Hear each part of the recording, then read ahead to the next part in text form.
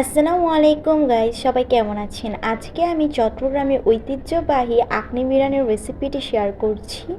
এটি একদম অথেন্টিক রেসিপিটি। এটা নর্মালি চট্টগ্রামে কোনো মাহফিল বা কোনো মিলাদ হলে এই বিরিয়ানিটা করা হয়। তো এখানে আমি গরুর মাংস নিয়ে নিয়েছি পরিমাণ মতন। তারপর এখানে দিয়ে দিলাম আদা রসুন বাটা। তো এটা আপনারা মাংসর পরিমাণ বুঝে দিবেন। তারপর এখানে আমি দিয়ে দিলাম 2 চামচ মরিচ গুঁড়ো আর 1 চামচ হলুদ গুঁড়ো, 1 চামচ জিরের গুঁড়ো, 1 চামচ ধনিয়ার গুঁড়ো আর স্বাদ মতো লবণ। আর লাস্ট পর্যায়ে আমি এখানে দিয়ে দিলাম 1 চামচ গরম মশলা গুঁড়ো। আর এটা হয়েছে বিরিয়ানি মশলা। কাঁচামরিচ দিয়ে দিলাম আর সামান্য একটু টক দই দিয়ে দিয়েছি, তেল দিয়ে দিয়েছি। এবার সবগুলো উপকরণ একসাথে মাখিয়ে নিচ্ছি। আমি এখানে কিন্তু তেলটা পর্যন্ত দিয়ে দিচ্ছি। এভাবে সবগুলো উপকরণ একসাথে কিন্তু মাখিয়ে নিতে হবে। তারপর আমি এটা একটু রেস্টে রেখে দিলাম।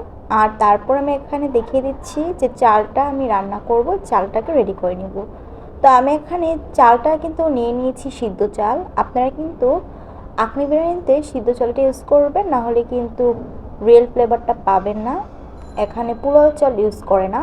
তো আমি আরেকটা প্যানের মধ্যে তেজপাতা, তারপর এলাচ আর দারুচিনি দিয়ে পেঁয়াজ কুচি দিয়ে দিয়েছি। এবার এই উপকরণগুলোকে সামান্য একটু ভেজে নেব। তারপর আমি যে মাংসটা রেখে দিয়েছিলাম ওই মাংসটাকে দিয়ে দিব। এবার মাংসটাকে ভালো করে পেঁয়াজটার সাথে মিক্স করে নিচ্ছি। আর ওই মাংসর যে নিয়েছিলাম ওই বাটিটার মধ্যে আমি সামান্য একটু পানি দিয়ে একসাথে দিয়ে দিয়েছি। এবার মাংসটাকে ভালো করে রান্না করে নিব। মাংসটাকে এখন ভালো করে কষিয়ে রান্না করে নিতে হবে। একদম পারফেক্টলি মাংসটা রান্না হয়ে যাওয়ার পরে কিন্তু আমি এখানে চালটা দিব। তো এই তো দেখুন, একটু পরপর কিন্তু আমি মাংসটাকে নেড়ে দিচ্ছি। একদম মাংস যেভাবে রান্না করে সেম প্রসেসে মাংসটাকে রান্না করে নিতে হবে। আর দেখুন মাংসটার কালারটা কতটাই আমি লাগছে। আর এই তো মাংসটা রেডি হয়ে গেছে। এবার আমি সিদ্ধ চালটাকে দিয়ে দিচ্ছি। এখানে সিদ্ধ চাল বলতে কিন্তু ঘরে যে নর্মালি চাল আমরা খাই ওই চালটা দিয়ে দিলেই চলবে। তো যাই হোক, এবার আমি ভালো করে মাংসটার সাথে চালটাকে মিক্স করে নিচ্ছি।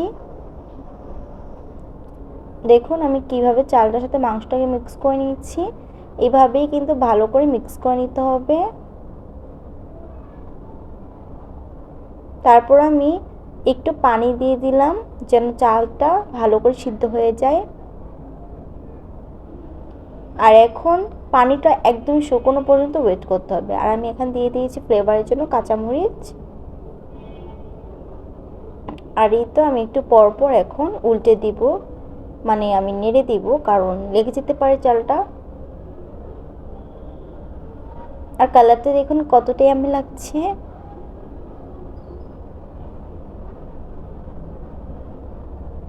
তো একটু পরপর এভাবেই কিন্তু উল্টে দিতে হবে চালগুলোকে। আর এখন দেখুন পানিটা কিন্তু শুকিয়ে এসেছে, চালটা অনেকটা ঝরঝরা হয়ে গেছে। আপনারা খেয়াল করুন ভালো করে, এটা কিন্তু রেডি হয়ে গেছে। এই তো রাইসটা একদম সিদ্ধ হয়ে গেছে। তো এই পর্যায়ে কিন্তু আমার রান্নাটা এখন একদমই কমপ্লিট হয়ে গেছে। এখন একদমই শুকিয়ে গেছে পানিটা। আর চালটা দেখুন কতটা ঝরঝরা হয়েছে।